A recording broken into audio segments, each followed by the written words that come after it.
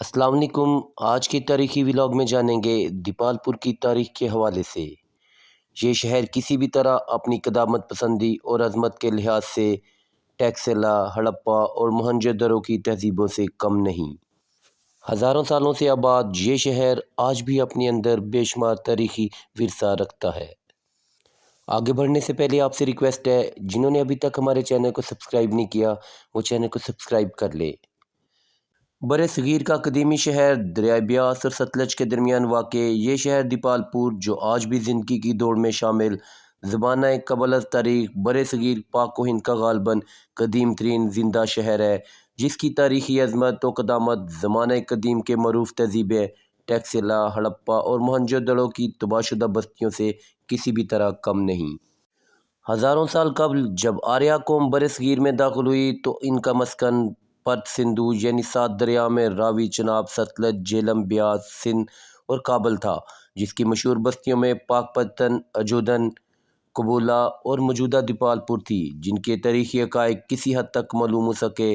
دیپال پور جغرافیائی لحاظ سے بر صغیر کے اہم ترین مقامات میں شمار ہوتا تھا۔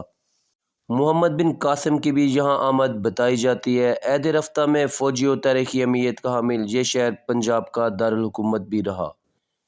دیپال پور 70 سال تک صوبائی دارالحکومت رہا۔ سلطان علاؤ الدین خلجی کے عہد میں غیاث الدین تغلق غازی ملک کو دیپال پور کا گورنر مقرر کیا گیا، نیز دیپال پور کو صوبائی دارالحکومت بھی بنایا گیا۔ غیاث الدین تغلق کا تخت دہلی سنبھالنے کے بعد اپنے بیٹے شہزادہ محمد تغلق کو دیپال پور کا گورنر مقرر کیا گیا۔ اس طرح تغلق خاندان نے دیپال پور دہلی پر 25 سال حکومت کی۔ شہنشاہ اکبر کی حکومت کی 25ویں سال میں دفاعی حکمت عملی کے تحت صوبائی دارالحکومت دیپال پور سے لاہور منتقل کیا گیا اور دیپال پور کو ملتان کے شاہی صوبے کا ایک حصہ قرار دیا گیا، جس کے بعد قلعہ دیپال پور کی تاریخی اہمیت وقت کے ساتھ ساتھ کم ہوتی گئی۔ موجودہ قلعہ دیپال پور کے 4 دروازے تھے: مشرق جانب دہلی گیٹ، مغرب ملتانی گیٹ، شمالی طرف لاہوری گیٹ اور جنوب کی طرف بیکانیر گیٹ کے نام سے منسوب تھے، جن میں شمال اور جنوب کے گیٹ گر چکے ہیں، جبکہ مشرقی اور مغربی گیٹ موجود ہیں، جن کو بغور دیکھنے پر احساس ہوتا ہے کہ یہ اپنے دامن میں لمبی داستانیں سمیٹے کھڑے ہیں۔ دیپال پور شہر صدیوں پہلے بر صغیر کی اہم دفاعی چوکی کے طور پر تاریخ میں مشہور تھا۔ یورپ اور وسطی ایشیا کے ہر حملہ آور کے سامنے راستے میں پڑنے والا یہ دیپال پور شہر سینہ سپر ہوا۔ بر صغیر میں قلعہ دیپال پور اپنی جغرافیائی حیثیت کی وجہ سے اہمیت کا حامل تھا، جو اپنے اندر لاکھوں راز چھپائے ہزار برس تک تاریخ کا امین بھی ہے۔ دیپال پور کا محل وقوع اس کے لیے آرام و مصائب کا باعث بنتا رہا۔ دہلی کی طرح دیپال پور بھی کئی مرتبہ عروج و زوال سے گزرا، لیکن ذوق حیات نے ہر دفعہ اس کے کھنڈرات پر اثر نو، تخلیق و تعمیر کا عمل دہرایا۔ بادشاہ اکبر اور شہزادہ سلیم کے ساتھ آتے ہی شاہی قافلے نے یہاں قیام کیا۔ 1578 میں جب مغل بادشاہ اکبر نے اپنے بیٹے شہزادہ سلیم کے ساتھ دریائے بابا فرید الدین شکر گنج پاک پتن حاضری کے لیے اپنے لشکر، امراء اور وزراء اور رانی کے ہمراہ آیا تو واپسی پر دیپال پور میں گورنر دیپال پور خان خانہ عبد الرحیم کے ہاں باندیوں سمیت محلات میں مہمان ٹھہرے، جو اب بھی نوگرہ کے نام سے مشہور ہے۔ سکھوں کے عہد میں دیپال پور کی حیثیت ایک تہلکہ کی تھی۔ 1810 تک یہ نکئی خاندان کی جاگیر رہا۔ نکئی خاندان سے لینے کے بعد کنور کھڑگ سنگھ اور 1928 میں سردار چوہن سنگھ موکل کی جاگیر میں شامل ہوا۔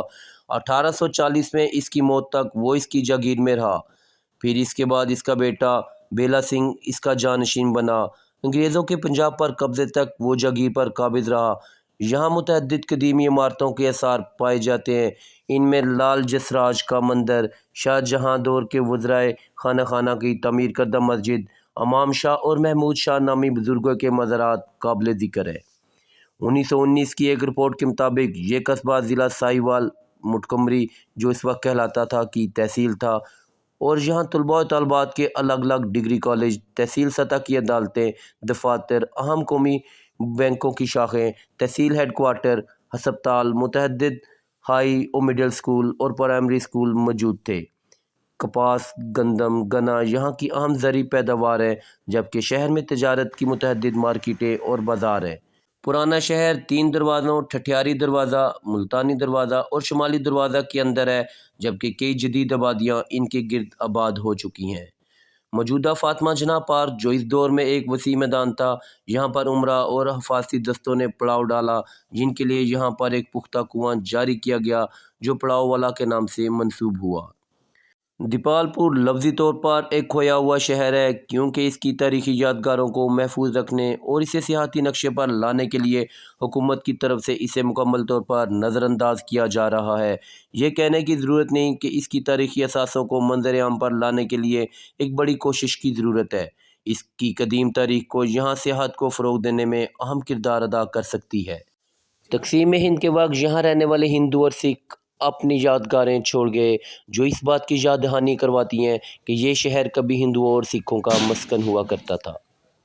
اپنے اندر بے شمار یادیں سمیٹے 1947 میں یہاں سے ہجرت کرنے والے یہاں واپس آنے کو چاہتے ہیں، لیکن دونوں ملکوں کی ویزا پالیسی اور سرحد کی لکیر انہیں یہاں آنے سے روکتی ہے۔